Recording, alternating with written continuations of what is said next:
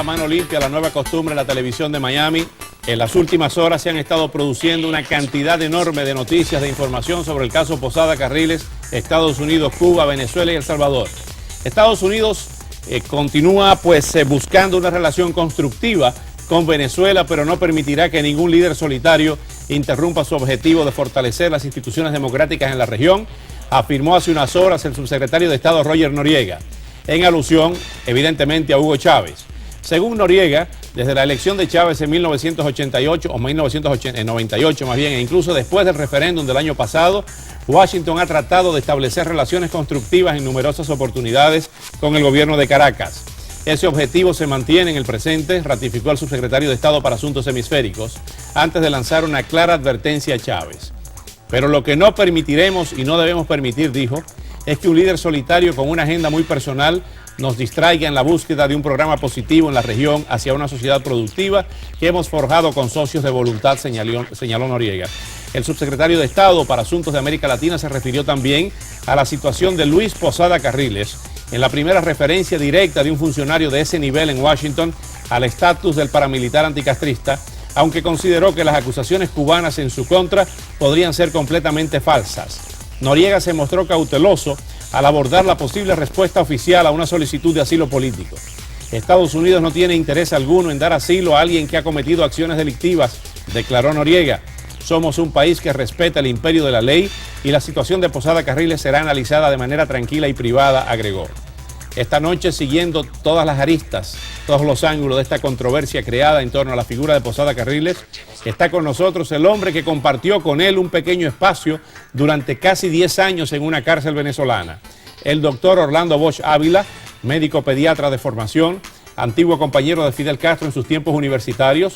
Bosch ha sido señalado por Cuba también como la mente maestra, el autor intelectual de la voladura de un DC-8 de Cubana de Aviación en 1976, que ocasionó la muerte a 73 personas.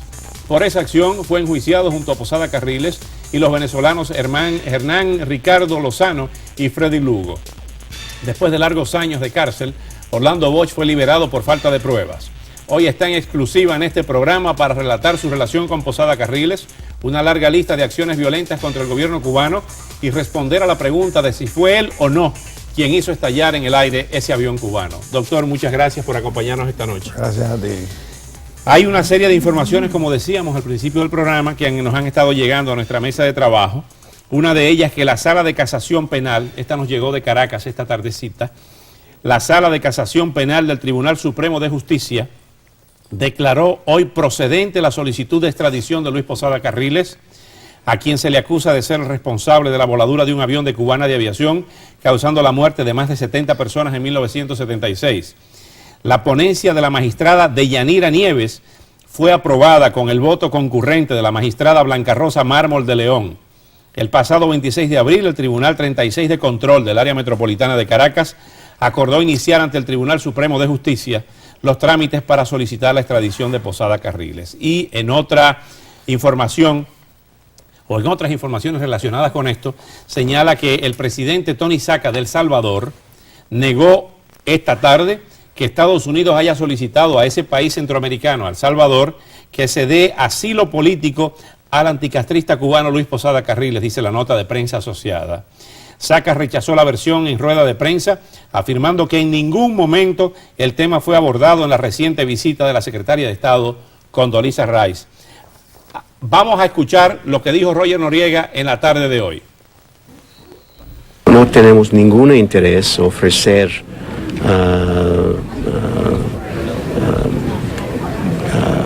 asilo a alguien que está culpable por actos criminales, pero vamos a tratar ese caso en una manera privada, serio y transparente. Privado, serio y transparente. Van a tratar ese caso, ha dicho ese importante funcionario, en la primera referencia directa de un funcionario de ese nivel sobre el caso de Luis Posada Carriles. Doctor Orlando Bosch, vamos a iniciar esta conversación con usted de manera abierta, franca, aquí a Mano Limpia, para que usted nos diga todo lo que usted tiene en esa cabeza de todo esto que está sucediendo en estos momentos. ¿Cuál es su evaluación de entrada de estos hechos que lo llevan al año 1976 o quizá antes. Bueno, muchas gracias por haberme invitado a tu popular y visto programa. Gracias.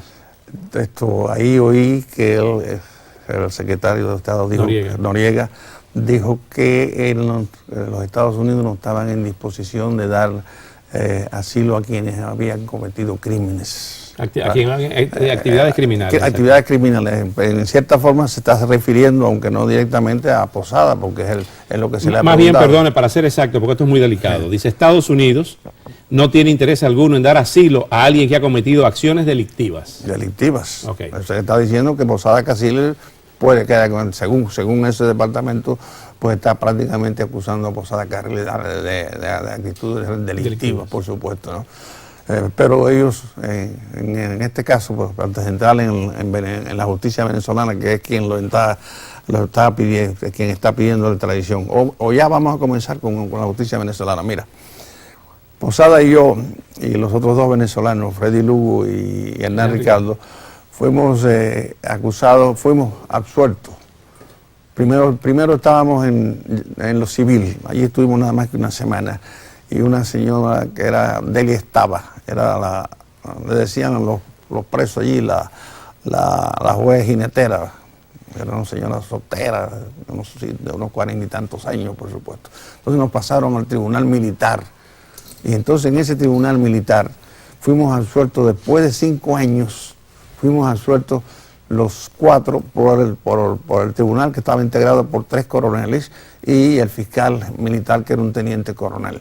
Pero la ley venezolana es tan obsoleta, tan vieja y tan corrompida, por supuesto salvando algunas excepciones, que el presidente de la Corte Marcial, que era el general García Barrios, tenía la facultad de anular o aprobar el juicio que había sido procesado por un tribunal militar, lo cual es una normalidad, creo yo, ¿no? Porque si te declaras inocente, tanto el tribunal como la fiscalía, pues ni siquiera el presidente está autorizado para anular ese juicio, por supuesto, ¿no? Pero allí yo me enteré que el hombre que había anulado eso, que es el general García Barrios, recibía una cuota mensual de $10,000 de Castro para prolongar el encarcelamiento nuestro. Y así estuvimos nosotros 5 años en la justicia militar. Y después que él anuló el juicio, nos pasan a lo civil. Pero entonces cuando nos pasan a lo civil, él va a La Habana, y aquí lo vemos retratado. Yo quisiera que la cámara tomara esta foto. Aquí vemos a Fidel Castro retratado con el general García Barrios, que era el presidente de la Corte Marcial de Venezuela. Entonces, vamos a mostrar a la cámara aquí. Este es el coronel con Fidel Castro. El general García Barrios. García Barrios, que era el general de la Corte Marcial. Es que los tuvo a ustedes presos por 5 años. Por 5 años, por supuesto, por conspiración con Fidel a base de una estimulación monetaria. Eso, quien me informó eso a mí fue un miembro del jurado, cuyo nombre se irá conmigo al cementerio, por supuesto, ¿no? Porque así se lo prometí, así lo voy a hacer. Entonces nos pasan a lo civil a nosotros. En lo civil estuvimos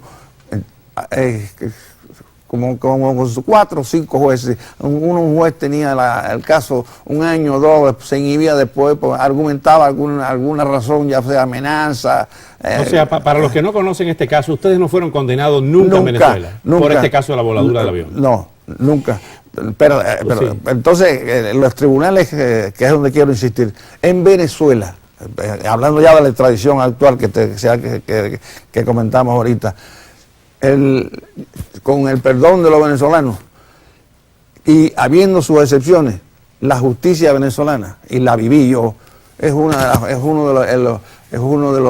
de los elementos ejecutivos más corrompidos que hay en América Latina, ya sea por influencia, ya sea por dinero. ¿Usted se refiere al tribunal militar? No, a todos los... Al civil también. Al civil también, porque también fuimos víctimas en el civil de prolongación de casos por argumentaciones de cualquier índole, por supuesto, ¿no? Entonces, finalmente yo me declaré en huelga de hambre. Entonces Posada, decepcionado por aquello que estaba pasando, decidió fugarse, con toda razón, por supuesto, porque no tenía sentido. Él me decía, Orlando, no vamos a pasar la vida aquí preso, y habiendo sido absuelto por los tribunales militares y después por los tribunales civiles. Y entonces él, pudiéramos decir, desencantado o decepcionado con la justicia venezolana, se fugó. Doctor Orlando Bosch, este tema resurge, el tema de la voladura del avión y el tema de las acciones que el gobierno cubano dice terroristas, y otros, los que han estado del lado de ustedes, hablan de acciones militares o paramilitares contra la dictadura de Fidel Castro. Sí. En un momento, hablando de una palabra, de un anglicismo que se llama timing, sí, en un momento en que la opinión pública internacional, luego de los atentados del 11 de septiembre, y esta es una pregunta que le hemos hecho a los diferentes invitados que hemos tenido para tratar este tema, condena, o sea, la opinión pública internacional condena cualquier acción, una bomba, un coche bomba, contra civiles. Sean esto en un avión, sea esto en un restaurante, sea esto lo que vemos a diario en Irak con los suicidas, sí, que llegan allí. Y en Colombia. En Colombia, los carros bomba, etcétera. Es una cuestión que está sobre el tapete permanentemente. Y este tipo de acción pues va a encontrar muy pocos defensores en la opinión pública internacional. Varias preguntas surgen aquí. ¿Por qué se les señala a ustedes, específicamente a ustedes, como inclusive Castro llama monstruo, pero no vamos a tomar como punto de referencia a Fidel Castro, sino la opinión pública internacional? ¿Cómo pudiera usted explicarle a esa opinión pública que nos está mirando esta noche las acciones que llevaron a cabo, hablando primero de la voladura del avión, la explicación de esa voladura, si usted tuvo algo que ver, si Posada le dijo algo cuando estuvieron tantos años en prisión, ¿quién voló ese avión? Bueno, mire, usted ha hecho un análisis y ha comentado ahora que la opinión pública en general, pues, y yo estoy cansado de oír eso del crimen de Barbados. Ahora bien, nadie, yo no he oído muy pocos comentarios que digan que en vez de decir el crimen de Barbados, quiénes venían en ese avión y por qué ese avión venía de Angola. Aquí están las fotos también, porque yo prefiero más que dar opiniones que se vea. Aquí están las fotos, en ese avión venían, para después continuar el comentario, venían 5 norcoreanos, que usted sabe quiénes son los norcoreanos, venían 5 guyaneses cuando era presidente de Guyana, alguien que comentamos, Bishop. Y aquí está, esto no son fotos mías, estos son fotos del Granma. Venían 27 miembros del DGI cubano, porque en Angola, Castro, por supuesto, que era una estupidez esa obsesión y esa acción que no tiene calificativo de invadir un país que está en el África cuando usted tiene tantos problemas dentro de su país. Pero en ese avión no venían civiles, no venía un equipo de esgrima juvenil. Sí, le voy a contar ahora. Venía el piloto es pariente, no sé si tío o primo de los mismos Pérez que volaron los aviones de Hermanos al Rescate. Venían como 8 o 10 presidentes del comité de barrio de chivatos, que como decimos los cubanos. Y además, ningún cubano que no fuera castrista podía ir a Angola, porque él llegó a tener en Angola 70.000 soldados en rotación. Y esa invasión de Angola le costó a Cuba, a los jóvenes cubanos, blancos y negros, cientos o miles de ellos. ¿Usted lo que me quiere decir, doctor, que este avión formaba parte de ese operativo militar? Claro, del operativo militar de Angola. Mire, él alquila 2 aviones DC-8 a Canadá. Y esos 2 aviones nada más son para traer la oficialidad a Angola, porque los soldados lo llevaban. Aviones de barco ruso, barco cubano y Onassis, el que se casó después. Aristóteles Onassis, griego. El griego. El armador griego. Sí, eso llevaba. Y entonces los aviones eran para la oficialidad, para los jefes, para los generales, para los jefes de inteligencia, etc. Ahí venían 5 generales también, cuyos nombres aparecen aquí en el libro. Entonces, pues, cuando usted está en guerra, se trata de 2 pueblos, ¿no? El pueblo del destierro, el pueblo cubano del destierro y el pueblo cubano que estaba sufriendo con la tiranía castrista. Entonces ahí, si nadie se pregunta quiénes venían en ese avión y por qué. Cuando se está en guerra, hay derecho de un lado y del otro a hundir, a derribar aviones, a hundir barcos, a hundir submarinos, a hacer cualquier cosa. Aunque vayan civiles. No, aunque vaya, bueno, si van civiles, si usted lo hace sabiendo que van civiles, eso es terrorismo. Y yo no estoy de acuerdo con eso. ¿Y el tampoco. Equipo de esgrima? El equipo de esgrima le voy a contar ahora. Yo estaba en Venezuela, en Caracas, en la capital. Me lo cuenta después de la pausa. Tenemos que ir a la pausa comercial y me lo cuenta después de la pausa. Okay.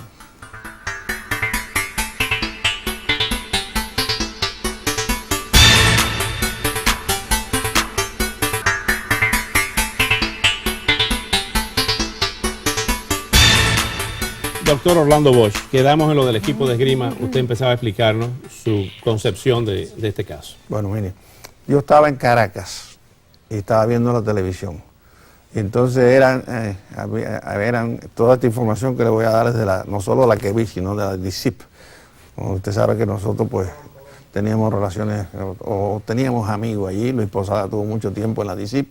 Para los que no saben lo que es la DICIP, pues es como el FBI aquí, por supuesto, de Venezuela.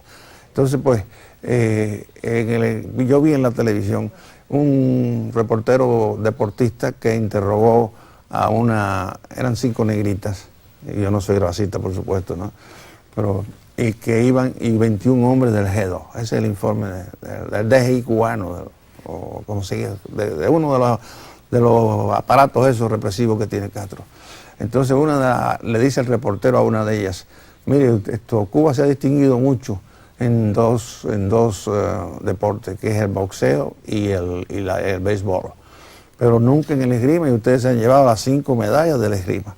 Entonces pues la muchachita le respondió, bueno, nosotros nos llevamos las medallas gracias a nuestro comandante en jefe, que es el que se ocupa del deporte, el que nos dio las facilidades para que estudiáramos este tipo de deporte, y así una serie de elogios de todo tipo hizo al que lo hacen todos los deportistas en Cuba. Que lo hacen todos los deportistas en Cuba. Entonces pues ella no había relaciones con Caracas todavía, no había relaciones con Venezuela, entre Cuba y Venezuela. Ellas estaban allí con esos 21 miembros del DGI cubano, que usted sabe que cada vez que manda algún deportista lo manda con un grupo de vigilancia para que lo acosen, para que no puedan desertar, en otras palabras. Entonces pues él cogió y se fue la muchachita, dijo esa palabra, y entonces como no había relaciones con Caracas, cogió un avión privado o una línea de Caracas y volaron a Trinidad. Y en Trinidad tomaron el avión y ahí el avión siguió a Barbados, y después de Barbados es que se produce la explosión.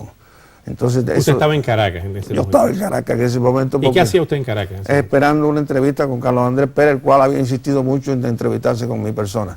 Y entonces pues yo le señalé el día 10 de octubre, y porque llegué allí 20 días antes y me dediqué en aquel tiempo a recorrer todas las colonias cubanas que habían allí en Caracas, que digo en Venezuela, que en aquel tiempo se calculan entre 30 a 40 mil personas, ya no quedan prácticamente ni 2.000 personas. ¿Y usted iba a hablar con Carlos Andrés Pérez sobre las actividades que ustedes estaban desarrollando en el exilio? Sobre las acciones contra el gobierno de Castro. No es solo eso, sino íbamos a arriesgarnos a la posibilidad de que nos ayudara, sin mencionar bolívares ni dinero de clase alguna, lo cual usted sabe que me pasó a mí con Somoza también, me pasó en Chile también, y me pasó en toda América con todo el mundo. Todo el mundo pues fue, unos indiferentes, otros indolentes, otros justificantes, etcétera, pero no tuvimos ayuda de nadie. Y ya en ese momento habíamos sufrido nosotros la traición al Escambray, la traición de Valle Cochino, y lo más terrible de todo fue el pacto Kennedy-Khrushchev, en el que usted sabe que Kennedy vendió los destinos de Cuba. Y entonces yo... Ustedes estaban desde el punto de vista de respaldo de gobiernos solos. Sí. O sea, porque el gobierno cubano los acusa de haber tenido contacto con la CIA y de respaldo de la CIA en todas esas operaciones. Yo no tuve contacto ni trabajé con la CIA. Nosotros tuvimos aquí una serie de un equipo pequeño para infiltrarlo en Cuba, del cual tengo fotos ahí también. Para que ¿Usted nunca fue agente de la CIA? Yo no soy agente de la CIA. Yo lo que sí, la CIA me trató de comprar 2 veces. Ah, sí. Sí, la última vez fue, esto hace unos 5 años. No me diga. Sí, fue Kisinki, y digo el nombre porque no me interesa que se diga que era el nombre, ¿no? Fue a mi casa, estaba yo con Adriana, mi esposa, juntos, solo ahí en la casa, y me dijo esto, Orlando, yo vengo a verlo a usted a nombre del jefe del FBI de este país, no es a nombre mío, porque tenemos informes fidelignos de que usted Castro lo va a asesinar. Yo dije, bueno, esos informes ustedes los tienen ahora recientemente, yo los tengo hace 40 años. Porque yo tengo Pero fue el FBI, no la CIA. No, fue el FBI. El FBI. El FBI en este caso. Y entonces me dice eso y dice, bueno, pero nosotros, si a usted no le interesa que lo maten o no, pues nosotros no quisiéramos que fuera aquí. Nosotros quisiéramos que usted se fuera de vacaciones, donde está su hermano, que es médico también, está allá en Georgia, y le vamos a proveer un automóvil, los gastos, el alquiler de la casa y todo lo que usted necesite para que se tome unas vacaciones. Eso quiere decir prácticamente comprarme, porque usted tiene que firmar papeles cuando le dan ese dinero, le hacen todas esas concesiones. ¿Y no era quizá para salvarle la vida ante informaciones que yo tenía? No. Ese fue el argumento que utilizó. Para sacarlo del medio. Para sacarme de Miami, porque él sabía que yo estaba en actividades con relación a unos pequeños grupos que tenemos en Cuba, porque el que le diga a usted que tiene mucha gente en Cuba está mintiendo.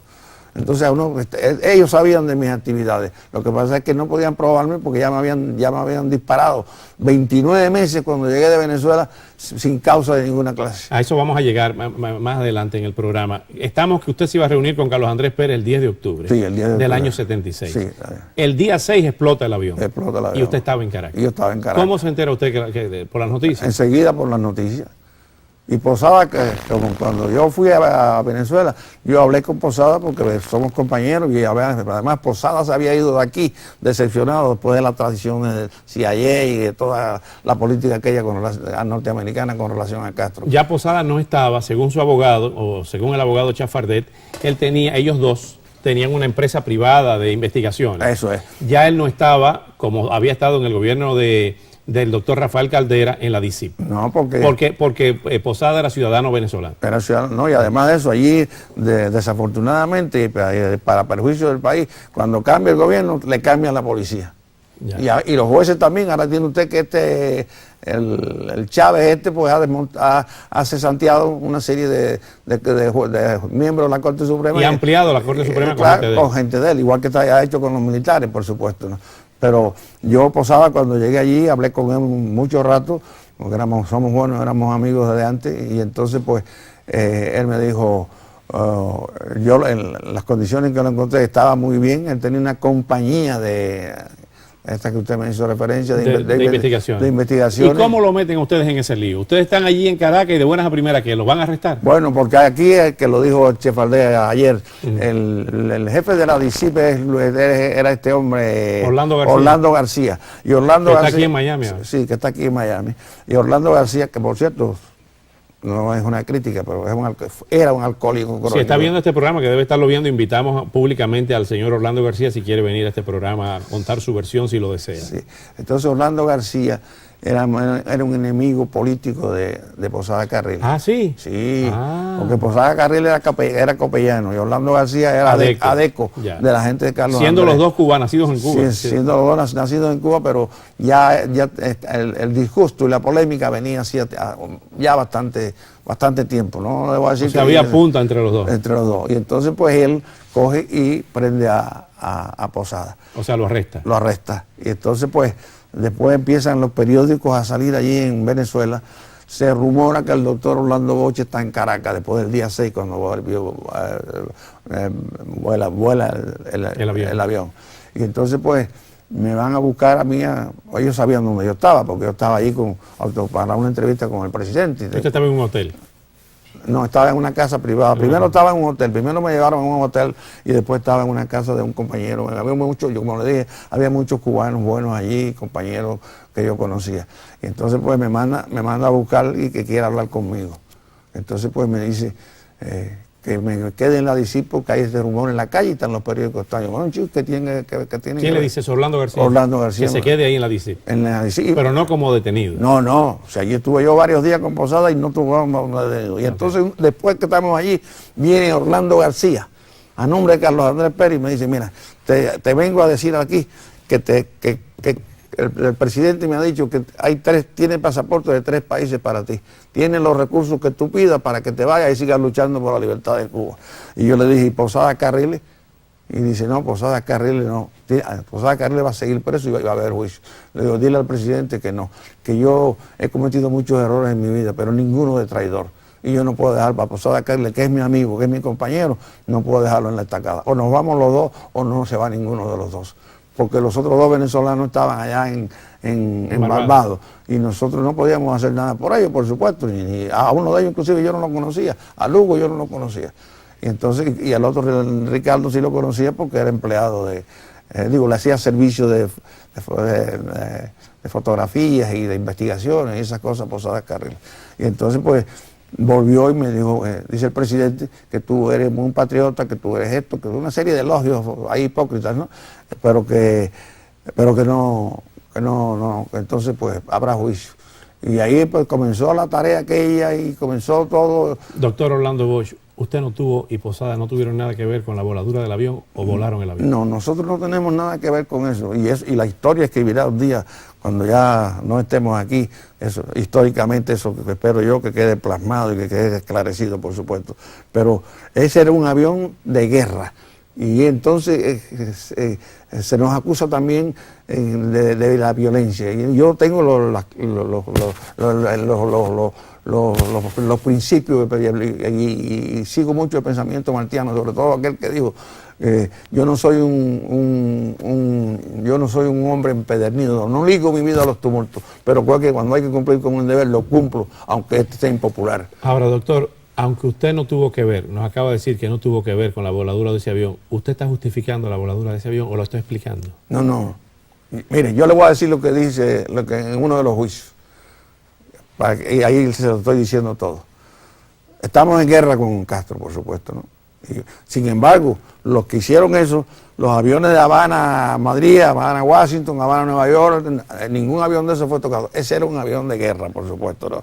Entonces, pues, yo creo que algún día se esclarezca quiénes fueron, pero nosotros no hay manera de que nosotros se nos pruebe. Además, si yo le digo a usted que sí, me estoy yo, como decimos los cubanos, chivateando yo mismo, comprometiendo yo mismo. Si le digo que no, probablemente usted no me crea.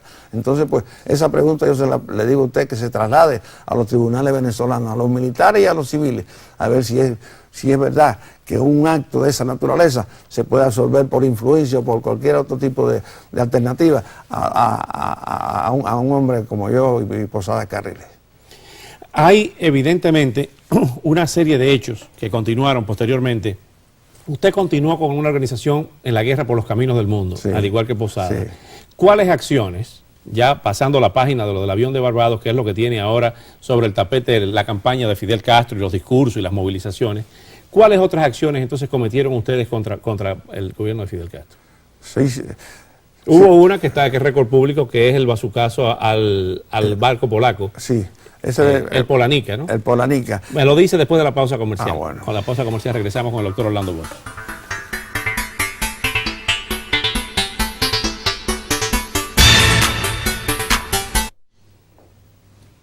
Y le explica.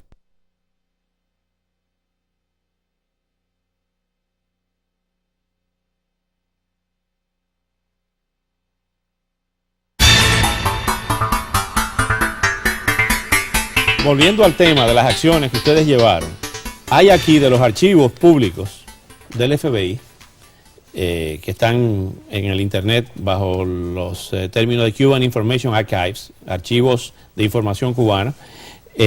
Orlando Bosch Ávila, usted pasó 29 meses después que vino de Venezuela. 29 meses. Y antes tuve 4 años preso aquí por lo del Polanica. Por lo del Polanica, que ese fue un barco que había aquí polaco. No, cuando eso Polonia era comunista. Y nosotros tuvimos el contacto con una inteligencia y traía una delegación de cubanos dentro. Y de aquí entonces iba hacia La Habana. Y entonces... Tenía de Polonia, Miami y La Habana. A La Habana. Entonces un compañero nuestro, que ya murió, Morejón, y yo, por supuesto, tenía que estar al lado de él, porque yo no soy capitán Araña que manda, y ellos también participaban en ¿Y ustedes llevaban una bazooka entonces? No, era un cañón 57 milímetros. ¿Por dónde llevaron ese cañón? ¿Por las calles de Miami? Por ahí? No, en una camioneta. En una camioneta. Y entonces con 4 tiros. Ahí fue donde porque el cañón estaba fallando, y ahí fue donde yo voy a buscar al Mono Morales, porque es el que me había vendido el cañón hacía 2 o 3 años. Morales antes. Navarrete, Ricardo Morales Navarrete. Ricardo Morales Navarrete, que resultó después un informante de esta gente. Entonces, pues, se quedó conmigo allí. Y Prieto fue el que se puso el cañón, era un cañón sin retroceso, y entonces le disparó, y entonces le hizo un hueco al Polanica, que está aquí. Estaba aquí en el puerto de Miami. Estaba aquí en el puerto de Miami, aquí está en el libro también, reportado por el Miami Herald, porque trae una delegación como de castristas dentro, y además porque era un país comunista. Entonces a ustedes lo arrestan ahí, a usted le echan 4 años. A mí me echan 10 años por conspiracy, que usted sabe que el conspiracy en este país no hay que probarlo. No hay que probar nada. Me echan 10 años por conspiracy, me echan 5 años por el cañonazo al barco Polanica y también me echan 1 año por un telegrama que nosotros pasamos a Hirohito, a España y al Canadá, advirtiéndole que sus propiedades iban a correr riesgo si continuaban en la comercialización con Castro. La propiedad del emperador de Japón, de Hirohito. Sí, de Hirohito, al presidente, al primer ministro del Canadá y al... Que en ese tiempo era Pierre Trudeau. Yo no sé cómo se llamaba, y no recuerdo cómo se llamaba. Y entonces pues le advertimos eso, porque en la guerra... la violencia, porque muchas veces pues, puede ser justa y justa, necesaria y innecesaria, depende de las causas que la motiven. ¿Y por qué nosotros nos dedicamos y nos fuimos a la guerra por los caminos del mundo? Por estas razones, que se las voy a resumir en 2 minutos. Mire, sufrimos la traición del Escambray, que eso lo organicé yo personalmente cuando era gobernador del 26 de julio en la villa. ¿Cuál traición del Escambray? ¿Qué pasó? Que yo vine aquí están las fotos que se las puedo mostrar. Yo vine aquí, mírenlas a todas. Ustedes aquí. se alzan en el Escambray. Sí. En el año 60. En el año 60. Pero yo soy en ese momento el coordinador del 26 de julio y el gobernador de las villas. Porque la legislación de la Sierra Maestra decía que los coordinadores pasaban el gobernador en cada provincia. Y entonces, pues, después de que yo, como le comenté hoy, cuando estuvimos conversando mis discusiones con Fidel Castro, entonces, pues, me dediqué, siendo gobernador, figúrese usted el acceso que yo tenía al cuartel Leoncio Vidal, y me llevé 30 y pico de armas. Inclusive la única ametralladora que había allí, calibre 30, me la llevé. ¿Para dárselo a los alzados? No, la metimos primero en una finca, no había alzado todavía, entonces después se alzaron y entonces comenzamos con 21 hombres. Contra Fidel Castro. Contra Fidel Castro. Aquel movimiento llegó a tener entre 800 y 900 mil, la cifra exacta no se sabe. Usted sabe que la asesinó a muchísimos, a cientos de ellos. Que es cuando se nombra el grupo de cazabandidos. Eso es. Entonces, eso sufrimos para continuar la pregunta que usted me hizo. Entonces, ya habíamos sufrido los Escambray, ya habíamos sufrido la traición de Valle de Cochino, ya habíamos sufrido... ¿Pero quién lo traiciona en el Escambray? Las personas que tenían que ayudarlo, ¿quiénes tenían que ayudarlo? Lo que se llamaba el frente aquí, que era donde estaba Artime, Miro Cardona. Digamos, Miro Cardona no estaba ahí, por Miro Cardona siento un respeto tremendo, y por el hijo es como hermano mío, Pepito es como hermano mío. Usted se refiere a Manuel Artime. A Manuel Artime. Al doctor Manuel Artime. Y otros miembros también del Frente Revolucionario. Estaba el señor Tony Barona. Tony Barona estaba también. Entonces yo le traje todas las fotos estas de los asados del Escambray. Y entonces pues nos reunimos en Coral Gables, una residencia allí, y les pedí que ayudaran al Escambray, ya que ellos tenían las relaciones con el gobierno americano, para que cuando ellos fueran a desembarcar, que cuando aquellos no tenían ni 200 hombres todavía entrenándose en Nicaragua y Guatemala, creo. ¿Usted se refiere a la invasión, a la brigada 2506, para la invasión de Playa Girón? Eso es. Entonces, no había ni 200 hombres todavía entrenándose. Entonces yo le dije, vamos a fortalecer el Escambray. Entonces, así cuando ustedes desembarquen, Fidel está más debilitado, tiene que usar su fuerza en 2 frentes y la victoria va a ser mucho más fácil. ¿Y qué le dijeron?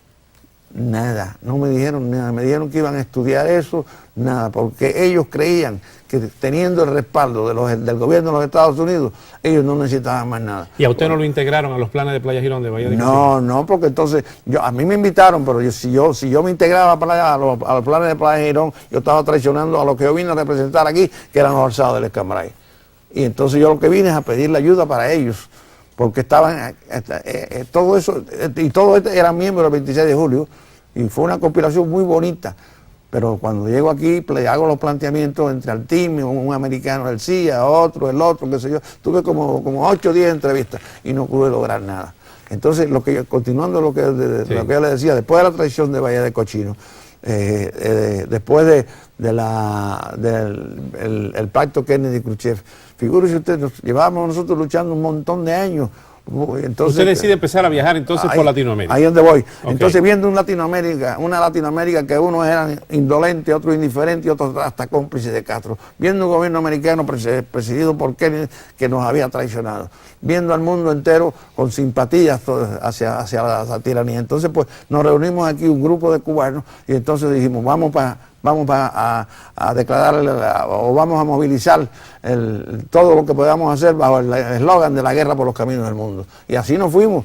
Y nos fuimos para ahí, pasamos por allí, nos entrevistamos con Somoza, que yo le dije a usted que había sido negativo, nos entrevistamos. ¿Somoza no lo quiso ayudar a ustedes? No. Porque Somoza estaba comprometido con la invasión de Playa Girón porque salieron de Nicaragua. Sí, entonces cuando yo me entrevisto con él y quien me llevó es Ernestino Abreu, que está aquí, y Porro, que fue el que cosechaba el arroz, y otro cubano. Ernestino Abreu, que es mi amigo y es el presidente de la Junta Patriótica Cubana. Entonces, cuando yo me entrevisto con Somoza, yo no le pedí en lo absoluto, ni a él ni a nadie, le pedí un centavo. Porque cuando usted va a pedir ayuda y plantea un problema económico, pues siempre surgen las sospechas de qué hará usted con ese dinero, por supuesto. Simplemente le planteaba otras cosas que eran mucho más justas y únicamente un gobierno podía dárselo a usted. Sin embargo, me dice a mí, no, yo lo admiro mucho a usted, etcétera, etcétera, toda esa bobería que le dicen a uno. Pero yo no puedo estar de acuerdo con el magnicidio, porque mi padre fue víctima de él. Anastasio Somoza García en 1956 a mano de Rigoberto López Pérez. Es ese que le decían Tachito. No, Tacho era el viejo. Anastasio Somoza García. Tachito fue con quien usted se entrevistó. Efectivamente. Anastasio Somoza de baile. Estoy confundido. Cuando aquello no había ningún sandinista alzado allí, no había nada en la montaña. Y yo le dije, cuando él me dice eso, yo le dije, bueno, pues tenga usted cuidado, no sea víctima también de Fidel Castro, igual que su padre fue víctima de un sandinista. Y entonces pues me dijo, no, ¿qué va? Si yo tengo aquí la nación controlada, etcétera, etcétera. Aquello me molestó mucho, porque si me lo hubiera dicho un gobierno demócrata, pues era lógico, ¿no? Pero que me lo ha dicho un hombre que era un dueño de ahí, un tirano. Inclusive yo tenía un compañero médico allí que tenía un negocio, un laboratorio muy grande allí, y todo el que hacía negocios allí en Venezuela tenían que darle el 20% a Somoza. O sea, era un gobernante corrupto y tiránico. Pero usted fue también a Chile, porque le dijeron que Pinochet lo iba a ayudar. No, yo estoy en las Bahamas, cuando salgo de Venezuela, en una primera incursión que hice en Venezuela, yo estoy en las Bahamas, y allí me recoge Dionisio Suárez y este otro muchacho, caramba, que estaba preso en Panamá ahora, siempre se me olvida. Guillermo Novo. Guillermo Novo, quien es un gran amigo mío. Pero estamos teniendo los fallos microscópicos, los fallos de los infartos microscópicos cerebrales.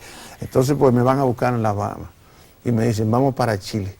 Y yo le dije, pero chico, Chile, que eso está muy lejos, ¿no? Eso no tiene sentido. Me dice, no, es que ayer comimos con el embajador y él simpatiza contigo, yo no sé por qué. ¿Con el embajador de Chile aquí en Estados Unidos? Con el embajador de Chile en Washington. En Washington. Entonces, pues, me dice, vamos para allá. Y yo dije, bueno, figúrese usted, uno desesperado por todas estas cosas que yo le he comentado hasta ahora, pues desesperado, pues fuimos, y bueno, vamos a Chile. ¿Dónde aparece en todo esto Luis Posada Carriles? Me lo dice después del corte. Tenemos que ir al corte comercial, bueno, y regresamos para que nos diga, por esa guerra por los caminos del mundo, dónde estaba Luis Posada Carriles.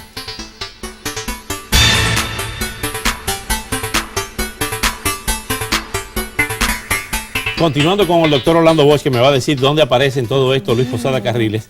Aquí tenemos de los archivos del FBI una serie de notas, y usted me irá corrigiendo si el FBI se equivocó o está en lo cierto. Dice, entre 1960 y 1968, Bosch fue el líder del Movimiento Insurreccional de Recuperación Revolucionaria. De verdad. MIRR, un grupo terrorista, una organización terrorista anticastrista, dice el FBI. Sí. Pero, perdóname, ahí te voy a hacer un paréntesis, sí. Pero la gente que ellos entrenaban aquí, que entrenaron para traicionarlos después, esos no eran terroristas. Nosotros sí, porque no estábamos a las órdenes del FBI. ¿Quiénes eran esa otra gente que entrevistaron? Lo que usted sabe, lo que mandaron, lo que infiltraron en Cuba. Los tienen de infiltración. Y Valle Cochino y todas esas cosas. Pues, ellos entrenaban a esa gente, pero no los entrenaron. Al movimiento insurreccional de recuperación revolucionaria nunca la hacía, los entrenó. Jamás. Ok. Vamos a seguir con viene lo del Polanica, que ya lo hablamos, sí, ocurrido el 16 de septiembre de 1968 con el cañón de 57 milímetros. Dice, usando el telégrafo para cometer amenazas, para llevar a cabo amenazas. Primero, al presidente de México con dañar y destruirle barcos y aviones mexicanos, dice el FBI. Eso no es verdad. Dos, al general Francisco Franco de España, dañar y destruir los barcos españoles y los aviones españoles, dice el FBI aquí. Sí, y yo se lo dije a usted antes, sí, que nosotros pues inclusive 2 barcos, el Coromoto y el Satruste, que uno fue en Puerto Rico y otro fue cerca de aquí. Eran barcos españoles porque la asociación esa hispanoamericana o la parte comercial de España era la que estaba llevando a Cuba todas aquellas cosas, todos aquellos elementos para construir los hoteles y todas aquellas cosas. Y eso para ustedes son objetivos militares, no civiles. Claro, no es que no sean militares, es que son cómplices. Por tanto, al ser cómplices, pues, usted tiene que de alguna manera, pues, luchar contra ellos también, porque si no... Aunque sean civiles, aunque sean marinos mercantes, o sea... No. Nosotros no tenemos un solo inocente muerto en toda la lucha, en los 40 y tantos años que llevamos luchando. Ni un solo inocente está muerto. Lo que nosotros no conocemos lo que hacen los colombianos, que ponen un camión lleno de bombas, lo que hacen allá en el Medio Oriente, etc. Nosotros siempre hemos ido sobre objetivos de Castro y sus cómplices. El tercer señalamiento del FBI dice: amenazas al primer ministro Harold Wilson de Gran Bretaña para dañar o destruir barcos británicos. Yo se lo acabo de decir a usted, que se le pasaron un telegrama al Canadá, porque Gran Bretaña estaba comerciando pudiéramos decir, muy eficientemente con la tiranía castrista. Ok. Subsecuentemente, Bush, mientras se encontraba fuera de los Estados Unidos, fundó y llevó a cabo la Coordinación de Organizaciones Revolucionarias Unidas, CORU. En Santo Domingo. En Santo Domingo. Sí. Allí lo organizó. Allí fueron varias organizaciones anticastristas del destierro y organizamos el CORU. Y de ahí salieron de Santo Domingo hacia otros lugares. De ahí entonces salimos a distintos lugares. ¿Y llevaron a cabo acciones en Santo Domingo, dentro de Santo Domingo? No. Estaba también, dice aquí el FBI, que la organización terrorista las organizaciones terroristas anticastristas, las cuales han reclamado responsabilidad por numerosas bombas en Miami, Nueva York, Venezuela, Panamá, México, Argentina y elsewhere, y donde quiera. Eso es una injusticia y una infamia del FBI, porque el problema, lo que ellos querían era demostrar, desprestigiarnos a los combatientes anticastristas que estábamos en el destierro, después de todas las traiciones que habíamos sufrido. Y ahí en ese mismo papel, en el papel lo que yo le enseñé a usted hace un rato, 79 acciones me atribuye Castro a mí. Eso lo publicó el Granma, pero nosotros estamos citando los archivos del FBI, no los de Castro, del Departamento de Justicia y la oficina de la Associate Attorney General y de Associate Attorney General en Washington, D.C., file A28-851-622. Es lo que estamos citando aquí, documentos oficiales del gobierno de los Estados Unidos. También hablan de que usted, luego de relacionarlo con esas numerosas acciones, usted pues estaba... ¿Bajo qué estatus está usted ahora en migratorio en los Estados Unidos? Bajo parol indefinido. Bajo parol indefinido. ¿Usted no tiene residencia ni nada? No, nunca me he quedado en residencia, sino parol de indefinido. ¿Usted lo tiene ahí el parol? Sí, cómo no. Podemos verlo, sí. Porque es interesante todos estos datos importantes, históricos que usted está ofreciendo esta noche. Esa es toda mi identificación. Esa es su única identificación. Mi única papelito. ¿Usted no tiene licencia de conducir, nada? No, de licencia de conducir tengo porque... Pero no tiene pasaporte. No, nunca he tenido pasaporte. Nunca ha tenido pasaporte. Aquí estamos enseñándoles a ustedes el parol, el documento, que es el único documento que tiene el doctor Orlando Bosch para residir o para estar aquí en los Estados Unidos. Dice aquí que fue expedido el 9 de julio, en una carta, el 9 de julio de 1990, y tiene fecha esto, Orlando Bosch Ávila, ciudadano de Cuba, el de julio 17 de 1990, y dice parol, según la sección 212D5 del Servicio de Inmigración y Naturalización, de parol indefinido. Eso es todo. Ese es su estatus. Ese es mi estatus.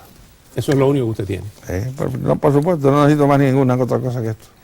Vamos a la pausa y regresamos con el doctor Orlando Bosch luego de una serie de temas que vamos a abordar tan pronto regresemos.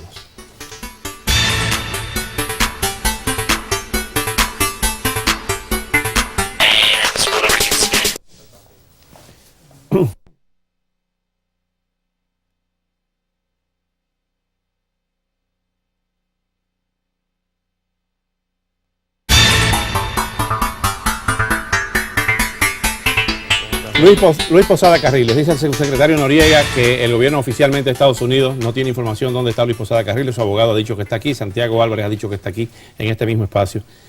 ¿Usted ha tenido comunicación con Luis Posada Carriles recientemente? Sí, por teléfono. Él me llamó. Ah, lo llamó. Y entonces pues habló conmigo y yo le dije, mira, no me digas ni el número del teléfono del que me llama, no me digas dónde vives, ni dónde estás, ni quién te trajo, ni cómo viniste. Nada más dime si está bien.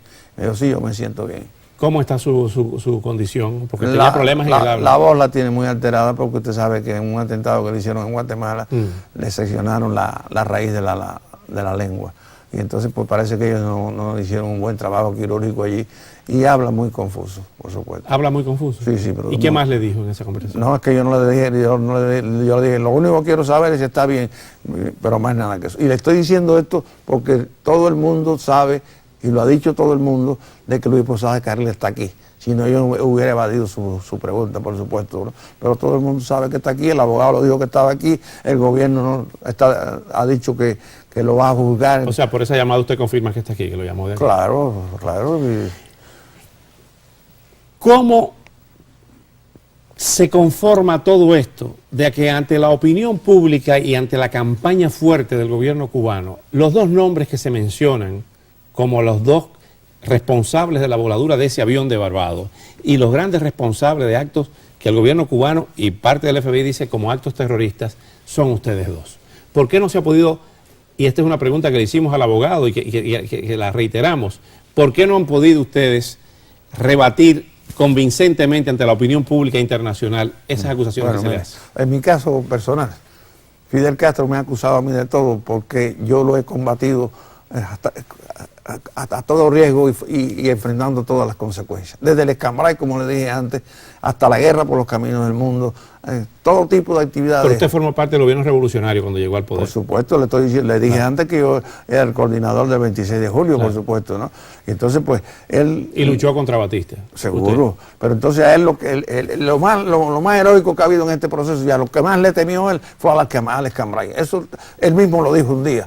Que la gran preocupación que hubo de tener en alguna oportunidad fue el alzamiento del escambray. Entonces yo para él soy un monstruo, me pinta como un monstruo, como un terrorista. Usted sabe que él no tiene limitaciones en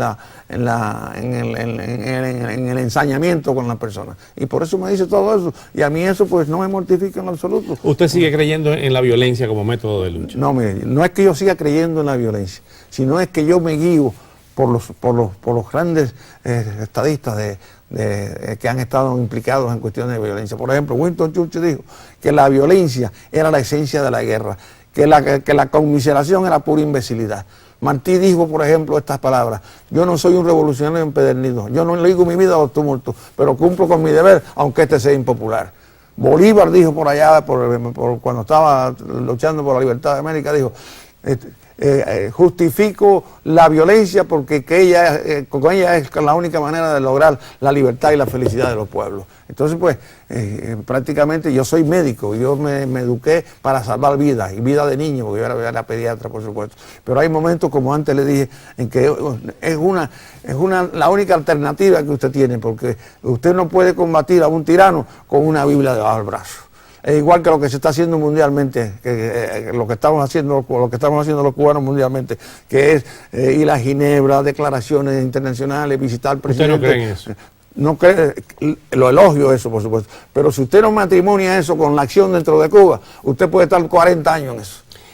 Y sobre todo en un mundo que prácticamente es tan indolente con las causas nobles como en el caso del pueblo cubano. Doctor Bosch, un hombre médico inteligente como usted, esos 46 años de lucha no han podido derrocar a Fidel Castro. Ahí está. Sí, pero bueno, mire, si Fidel Castro llega a ser mongólico, usted sabe lo que es mongólico, ¿no? O llega a ser bobo. O síndrome de Down, como le dicen. Okay. Se hubiera mantenido igual ahí. ¿Por qué? Por las razones que le he dicho a usted, porque fue una América Latina indolente, indiferente y cómplice de muchas oportunidades, porque el país más poderoso del mundo, que es este, nos traicionó en Bahía de Cochino, y porque este país fue el que nos vendió a nosotros con el otro dictador ruso, Khrushchev. Entonces, ¿cómo es posible derrotarle? Entonces, eso lo que produce es consolidación de un tirano. Llámese Fidel, llámese José, llámese Pedro. ¿Usted no cree que él nunca ha tenido entonces respaldo popular de los cubanos dentro de Cuba? Al principio sí lo tuvo.